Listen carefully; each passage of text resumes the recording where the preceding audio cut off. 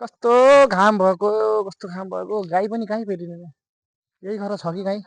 सोधिहाल्नु कहीँ गाई छ बेचाउँछन् कि के गरेर कोही छन् कि हजुर हजुर हजुर कसलाई हो खोज्नु भा हजुर हजुर म्याडम नमस्ते म यसो गाई साई गाई पाइन्छ कि गाई साई किन्न आएर हजुर हजुर नमस्ते गाई किन्न आउनु भयो हजुर हजुर ल हिँड्नुहोस् त गाई हेर्न ल जाउँ न त गाई हेर्न। यही गाई हो हेर्नुहोस्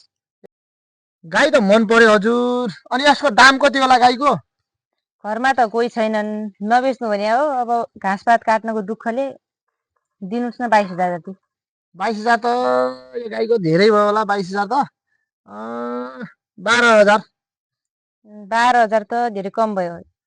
ल ल तपाईँको न मेरो ल 15,000 ल ल लास्ट हेर अब धेरै मुख 15,000 धेरै कम भएन नाइ मुख नबिगार्नु स्वाद यो 15,000 भयो ल 15,000 छैन नि हजुर अरे बरु बढी होला कम छैन पैसा गाई कसरी लग्नुहुने त लैजानुहोस् गाई ए गाई लिन एकजना मेरो अर्को मान्छे आइरहेछ गाडी लिएर आइरहेछ अर्को मान्छे चिन्ता नगर्नु आउनु आउनु यहाँ गाई लिन आउनु यहाँनिर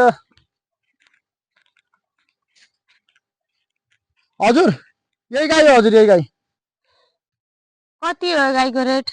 यो गाईको रेट धेरै होइन 55,000 55,000 धेरै भएन ल ठिक छ तपाईँ धेरै भयो भने ल 45,000 दिनु ल 45,000 धेरै भयो न तपाईँको न मेरो ल 35,000 दियो ल्याउनु 35,000 ल्याउनुहोस् ल्याउनुहोस् छिटो ल्याउनुहोस् पैसा ठिक छ नि ठिक छ ल ल म्याडम गाई यिनलाई दिइदिनु होला है